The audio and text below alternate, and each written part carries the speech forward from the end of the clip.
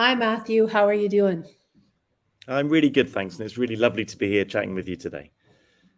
Yeah, we're really excited to follow up with you about some of the articles that you've written for SchoolRubric and just dig a little deeper into what you've put on the page through having a conversation.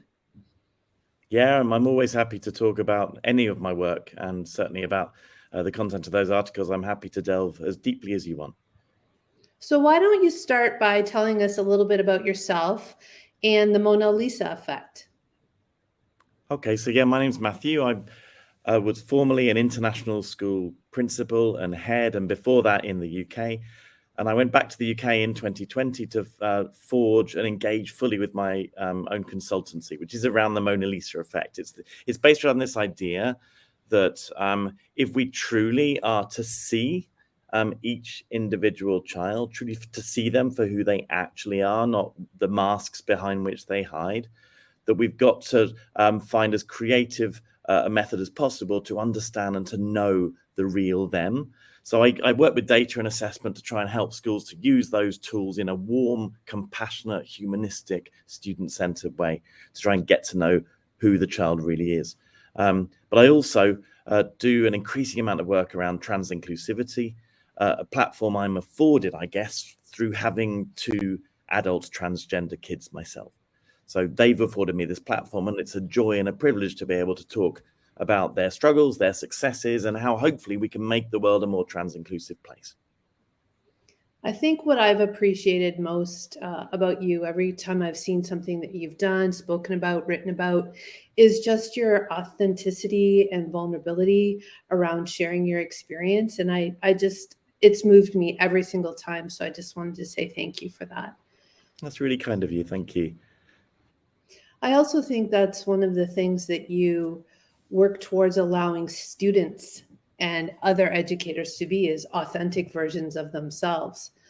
In your article, Unconditional Love Lives Here for SchoolRubric, you transparently share your journey as both a father and an international school leader with your two trans children. And one of the themes that you talk about all the time in that article that really rang true to me was this idea of visibility. And so, my question to you as a school leader is what advice or guidance do you have for us school leaders in creating communities that allow that visibility for all? Well, I guess in the first instance, I'd say we need to remove conditionality and remove contingency. You know, the article you mentioned is all about removing all conditionality and contingency from our affection for and our embracing of each young person in front of us. So I think that is really important, and that's what the article gets to the heart of. But I think visibility works in two ways, right? On the one hand, and this is my mission as a consultant, to help schools enable everyone to be known and be seen and belong. We need to see each individual. And that's hard, right? Even more so when some aspects of an individual's identities are stigmatized and even taboo. So the second way for me that I think visibility functions, the second way that visibility functions is to enable each member of the school community to see themselves reflected, like in the culture, the climate, the curriculum, the communication, and the campus of the school. I call these the 5 C's of visibility. And we need to break it down, I suppose. And let's take one of the protected characteristics as our lens. Right, as someone who's recently disabled myself and I'm unable to walk, let's take disability. I need to look at one of the C's, let's say campus. So if I move around the campus of a school, will I see light switches, door handles, windows, furniture accessible to someone in a wheelchair? If the answer is yes, then not only will someone like me be able to navigate that space, I'll also see myself in that space. And I'll feel included, and I'll feel like I belong. So a visibility audit, I suppose, would look at the 5 C's through the lens of each of those protected characteristics. And I suppose that's what I'd encourage in the first instance. In terms of trans kids, for example, simply having gender-neutral spaces and gender-neutral signs, simply having that, or simply having on my lanyard, on my name card, my pronouns after my name. Little things like that show visibility to each of those marginalized groups. Does that make sense? Yeah, that's excellent idea. I like this idea of the visibility audit. Um, so my question is, what happens then in school communities that are not inclusive? So we know as international school leaders, that's not always easy. You know, religion, culture, politics, all of those are factors that can impact a school climate, the country, for example. So as a school leader, then what is it one small step that you can do to make things more visible and allow students to have a deeper sense of their identities reflected in that particular context? Well, as you say, it's especially true in the international school sector, isn't it, Anne-Marie? This potential clash, this potential dissonance between what we embrace as international school educators and the local laws and customs, which may inhibit many of the things that we may wish to celebrate. Many of us work and lead in those socioculturally complicated contexts where some identities are at best shamed and at worst just prohibited. But I think that every single international school still has a diverse student body, right? Even if it's largely local kids, it still has a diverse student body in terms of those characteristics, every single school. And we've sworn an invisible oath as educators to do no harm, right? So, whilst we might know that certain actions may attract a hostile spotlight which can benefit nobody, we also know that every child has a right to be known and be seen and belong. And we can't opt for one over the other. You know, that spotlight is really important to be aware of that. A close friend of mine in Jordan talks to me often about how I couldn't ever consider embarking on some crusade to really push and celebrate the rights of characteristics which are forbidden in that society, because it's all very well for me as an international educator. I'm going to go at some point. But what about Mhm. in Jordan? What about the trans kid in Mafraq or the queer kid in Ma'an who are still there? And if I've whipped up this storm and attracted this spotlight, then that spotlight's going to be on them. And I bet you they're not going to be anywhere near as safe as I or my family might be. So if we've got that local context, those laws, yeah, that is a local imperative. And the other imperative, I guess, is a moral one. And the best leaders, they're brave and they're bold, and they're able to forge that bold and brave path which satisfies both. So small steps. Well, let's take trans inclusivity. Avoid binary gendered language. That's easy. And usualize this. Yeah. So as a leader, avoid it and usualize that avoidance and expect the same of your team. Now, that's not controversial. There's no fanfare. It's not going to whip up any storms. It's not going to attract any spotlight. But the gradual erosion of binary gendered language will absolutely give visibility to those questioning their own gender. And guess what? Will benefit everybody else as well. In my last school, I introduced a gender neutral uniform with no drama, no fanfare. I knew why I was doing it, but it also made sense for loads of other reasons, like a curb cut, if you like. I also eschewed any data analytics by a gender binary. I simply focused on other things, that matters so much more. No fanfare, just quiet, calm usualization. And I think that is perhaps the way to go if we're treading on really delicate turf. No fanfare, no drama, just quiet, calm usualization. Switch to students for a minute, because in your article that you wrote for our resilience issue of InterACT, you really brought forward student voice. And I feel that, students have a lot to teach us about the way and show us the things that we as leaders can do, as followers to our student leaders. So could you talk a little bit about some things that students have taught you about creating more inclusive environments or creating space for unique and individual identities? I think whenever I engage with students, which sadly is those engagements are fewer and further between over the last couple of years for all sorts of factors. But whenever I do, they teach me stuff. I mean, in the UAE at the moment, working with a number of schools, and one of the schools I visited last week, one of the grade 12 students was speaking to me and talking about how a school system can easily spike or disadvantage or disenfranchise or harm a particular group within it. And she was studying an A-level English literature course, so an English literature course at really advanced level. And she wrote herself to the exam board at the start of that course to say, essentially, she was sick to death of having to study text after text by privileged old cis-het white men. And couldn't she just for once read a book that was by someone like her, with someone like her in it? Now, of course, I knew all those things, but it forced me to reflect back as an English teacher on 25 years almost of teaching English, and to realize quite how disenfranchising, quite how disempowering, and quite how harming was the very curriculum that I was obliged to teach throughout that time for the vast majority of kids that I was teaching. So I think whenever I hear from a student in a school, I am taught loads by them. And in that sense, much of what I feel that I know now, much of, I wouldn't say wisdom, but much of the knowledge that I've grown and gathered over recent months and years has come from my own kids. They are teaching me things all the time. My son, Jack, who's at the heart of one of the articles to which you've referred, my son, Jack, and I recorded a new podcast over the Christmas period this year. This podcast is called Jack and Me.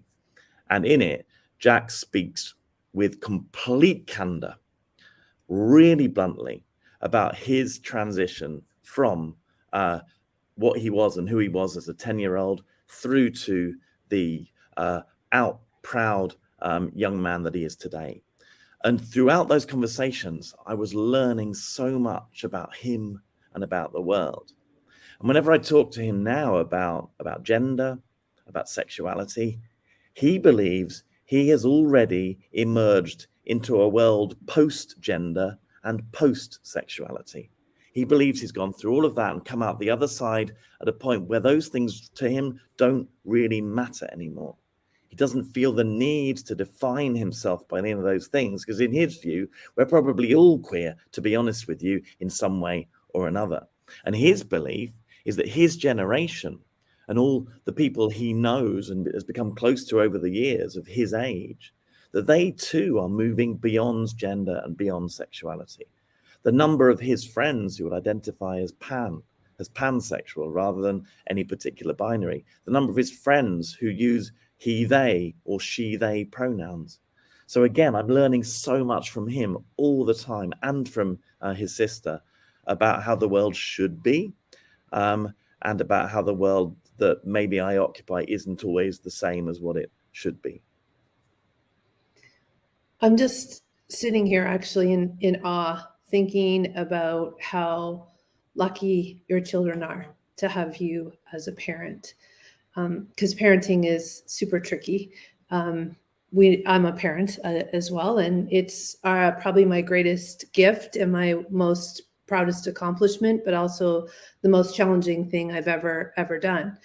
And I think, wow, how lucky your children are to have you as their parent. And thinking about what as a parent do you think has allowed your children this freedom, this clarity, this courage to be their authentic selves? Well, I think it's firstly, it's really important to recognize that there is always a risk, even an interview like this, of our curating and packaging the best version of ourselves, right? I'm not, I don't think, a particularly good parent. And if you listen to the podcast, you will hear quite how bad a parent I was at some of the most pivotal moments in my children's lives. And so I've made so many mistakes. I've screwed up big time. I've gone close to the edge in terms of what could be rescued. And I therefore don't regard myself as being a particularly good parent.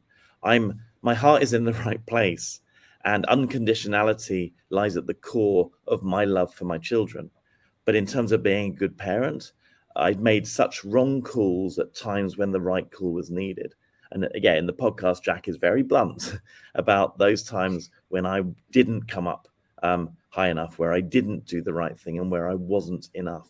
So I think recognizing that is probably a really healthy thing to do. And I think for other parents who might be listening to this, who might be wrestling with the best way to ensure that their kids are safe and are loved unconditionally, whilst dealing with these kind of body blows that come from that child's discovery of their own identity, you're going to screw up. You're going to get things really wrong.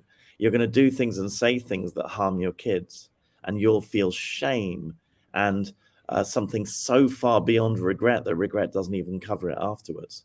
But if your heart is in the right place and you persevere, then at some point you will catch up. And I think that's what's happened to my wife and me. We have caught up. Jack is very sanguine about how he thinks it's really unfair that when his sister came out, we were really cool from the get-go. And I think he will always resent that. Why couldn't we have been like that with him? But when Jack first came out, I knew nothing about different gender identities. I knew nothing about the trans experience. I knew nothing about transition, nothing at all. So I had a lot of catching up to do, a lot of learning to do, but I was determined to do it. In the same way that when my oldest child was diagnosed on the autistic spectrum at 3.5, I knew nothing about the autistic spectrum. So I made it my business to become as much of an expert as I possibly could, in order both to be able to meet her where she was, but also in order to talk authoritatively as an ally and an advocate to the outside world. And I think it's the same with both of their gender identities. I'm certainly not a good parent, but I'm learning, and I'm determined to keep learning and to occupy, as long as they will let me, the platform they afford me. So that's how I see it, I think. Thank you. Thanks so much for sharing that. I think that's just so honest and so vulnerable. Parenting is hard. I mean, goodness knows I've made my share of mistakes as well. And you're right. Like, I feel like I'm still catching up as well. And I know that your relationship shifts as your children gets older. And I feel like that's such a great period of time right now in my life, is having adult children. I would agree completely. They're so hard when they're little and you don't know, right? Like, there's no rule book or map, and each of them are so very, very different. And I don't know, you get to know them in a very different way as adults. But you know what? The thing for me, I think, is if they know that you love them unconditionally, they will forgive a lot of stuff. And I think that's what I've benefited from. They've forgiven a lot of stuff, for which I will always be humbled and grateful, because deep down that they know that I love them unconditionally. And I think that gives you perhaps a lot of leeway, which as parents we sometimes need. I think what your work does is show us as educators and as leaders how to create conditions in our schools that allow for that unconditional acceptance of the students that we have in front of us. And I really have loved learning more about your work, learning more about your experience with Jack, and wanted to say thank you today for, again, sharing so openly and transparently your experience and all of the things that you've learned along the way. So thank you for joining us today, Matthew. Thank you so much, Anne-Marie. I've really enjoyed it. Thank you for watching School Rubric on YouTube.